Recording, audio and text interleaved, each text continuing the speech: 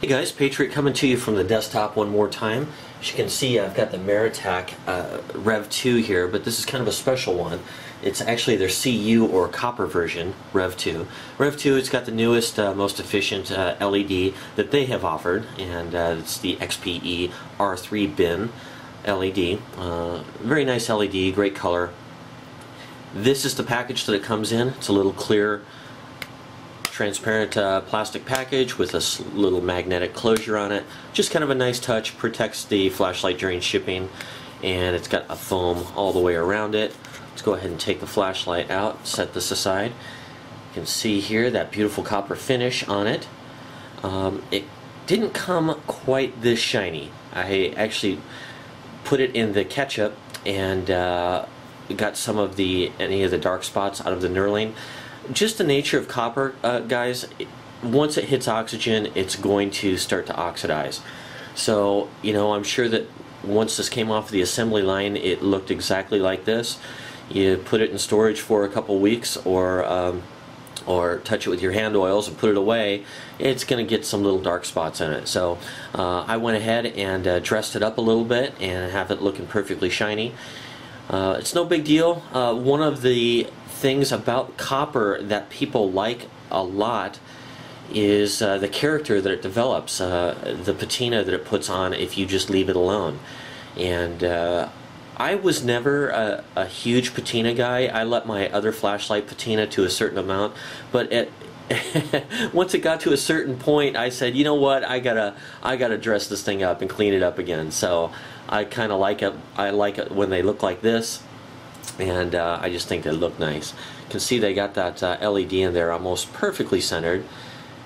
It has a fairly orange peeled, well, it's a very shiny and softly orange peeled reflector as compared to the original Maratac right here, and that helps out with color a little bit there too. You can see the frost that they put on that original reflector. This one is more of a shiny orange peel, which helps to throw a little bit. I notice when it comes to a flashlight this size that whether or not the LED is perfectly centered or 90% centered, it really doesn't matter. It doesn't seem to affect throw a whole lot. There's the two flashlights. You can see this one's wearing the clip. This is one that I use a lot. This is my 3-mode or original Maratac here.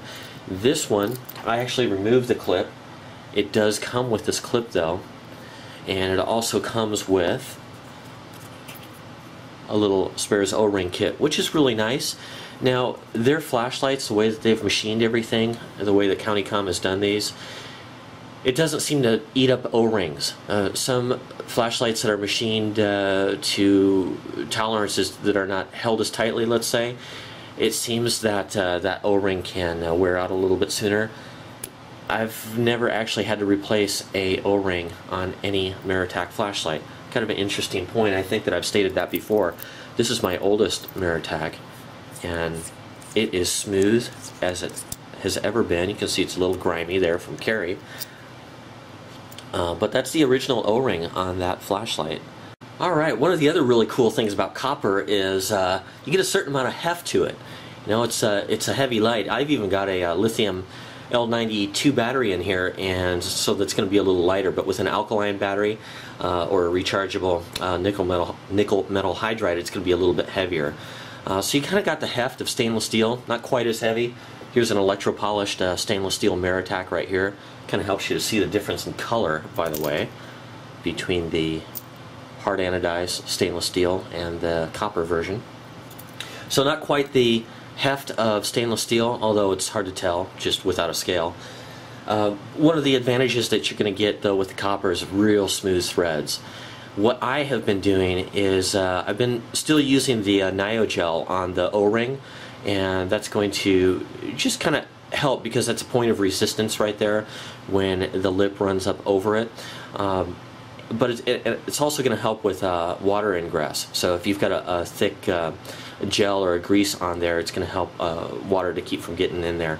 But on the threads, I've been putting just like a quarter drop of frog lube, and that's really making things smooth on all my lights. But the copper is especially smooth, so the copper on copper just ends up in a real real nice feel.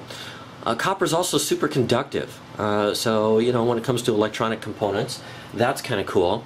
And then when it comes to thermal management, copper is going to dissipate that heat quicker than aluminum or steel. When you're running a alkaline cell in this light, it's really not going to be an issue anyhow. If you're running a L92 battery in here, like I am, on high, you might get a slight benefit, but just, you know, to be perfectly honest, even running on high, this light isn't getting to the types of temperatures that are going to hurt the electronics, so it's more of the cool factor, the exclusivity factor of having a light machined out of this material. As far as the other features go, it's going to have all the identical features of the current REV 2 aluminum flashlight, like this one. This is my black one that you saw reviewed. I should send a link up for that for anyone who wants more particulars about the light, but it's going to share all the same things, same anti-reflective coating up here, same size lens and everything. The same clip. I mentioned that I took the clip off of this one because I'm not going to use this as a standard everyday carrier. Also, something here I wanted to mention, and getting back off of standard features, but it just occurred to me when I looked at this, something I hadn't noticed. See the keychain hook at the back here in the groove? See how the black one has a real black finish on it, and this one is a little shinier, maybe a little bit more gray silver? I realized what happened there, and when I had this thing sitting in the ketchup, I think that the steel clip actually rusted a bit. I left it in there too long. I had it sitting in the ketchup for 4 or 5 days, and I think the acids in the ketchup actually removed the black finish on here. But I'm kind of looking at it, and I kind of like the look of it. Alright, since we're on modes, let's go ahead and talk about that a little bit, because that's kind of the heart of the flashlight in some ways, the user interface with regards to modes. It's a 2-mode light, 1.8 lumens and 115 lumens. On low, that is the light output. There's about a foot away right there. It's not a lot of light. Your typical keychain light, little 5mm keychain photon, that type of thing, is going to be anywhere from 5 to 12 lumens these days, depending on how hard they drive that little LED. 1.8 lumens is not a lot. It's pretty low, which has some benefits. For me, an output level like that is probably going to be best for, you know, reading a program in a movie theater, or a menu or something like that in a restaurant. Would probably be enough, and I find that it's just enough to kind of get up in the middle of the night if you have to use the bathroom or something, walking down the hallway, that type of thing. Out on the trail, as long as it's pitch black, that 1.8 lumens is probably going to be fairly useful. You get a half a moon though, or 3/4 moon, and there's going to be enough ambient light there that this really isn't going to do much. Now, it's pretty bright here right now, and you can still see it on my hand, but a few feet away on the wall, you can't even see it in this light level. What does that mean? Well, it means that if I want more light than this, like I want to look under my desk at work, or I want to find something in the closet or whatever, 1.8 lumens just isn't going to do it. It doesn't light up enough territory in ambient lighting like this. So I'm going to have to use high mode. Well, high mode is 115 lumens. It's 60 minutes of runtime. It's a lot of light output that you might not need.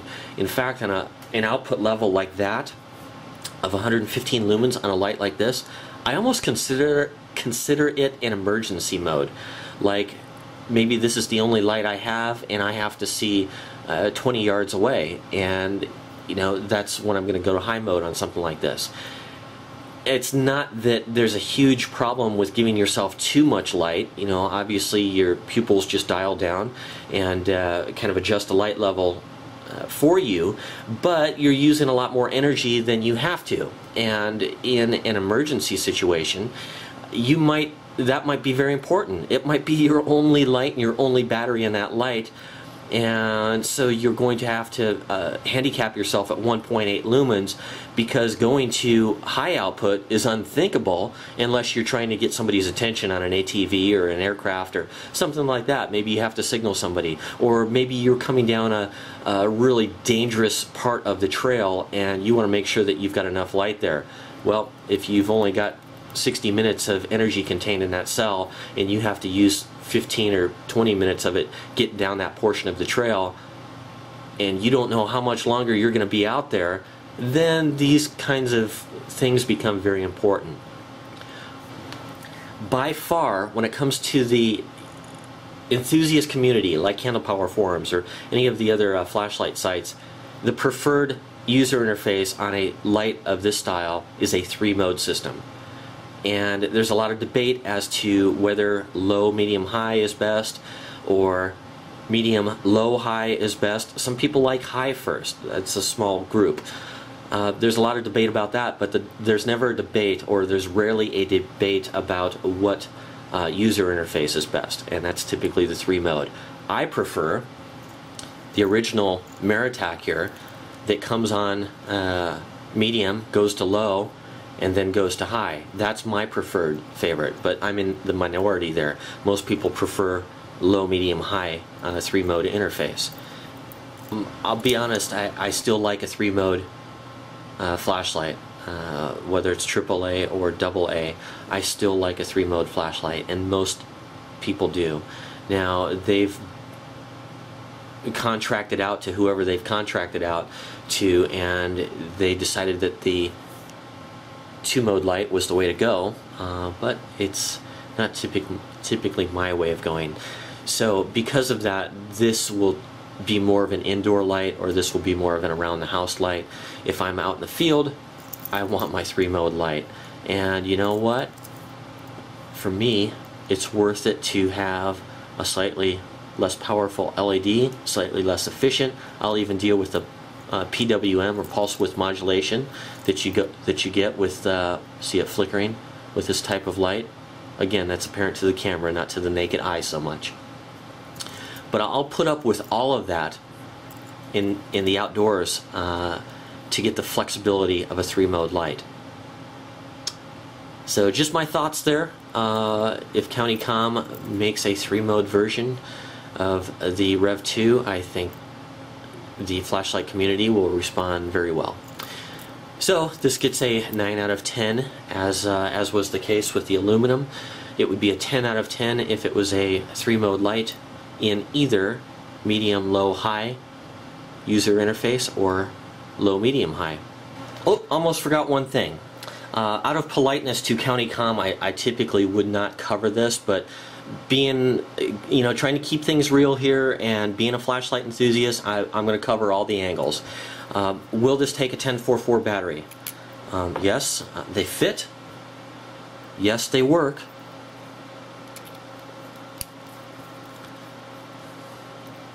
And yes, they're very bright. That's low mode. That's low mode, guys. I'm guessing probably somewhere around 50-60 lumens. And on high mode, somewhere around 200 plus. That is where the thermal capacity of the copper light is going to be superior to, say, the aluminum or the stainless steel. That's driving this light hard enough that the material on the outside of the light truly makes a difference, because you are sending this thing into hyperdrive, that is for sure. So I have never harmed a Maratac AAA or AA light using a 1044 battery. That said, if you use a 1044 battery in this light and it stops working, County Com's not going to warranty it. They specifically tell you not to use a lithium-ion 1044 battery in this flashlight, and for good reason. It's not tested for that. They want to cover their tails. They want to be able to give you a good warranty with this light. But if you use that cell, it's not going to be warranted. So yes, the light will take it, in my experience, but that's not to say that you could get one of these lights, put in that battery the very first time, and damage your circuit or fry your light. So again, County Com it has an excellent warranty when it comes to this stuff, but they're not going to warranty that. So those guys are really cool over there. It's probably my single favorite outfitter, I'll call them, when it comes to gadgets and EDC. Plus their customer service is outstanding, and it's a great crew of dudes over there. And gals. I'm sure that there are. I haven't met any of them, but I have talked to reps and exchanged emails with some of the team over there, and they are great people. So just wanted to say that in closing. Thanks for watching, guys, and have a great rest of your day. Patriot out.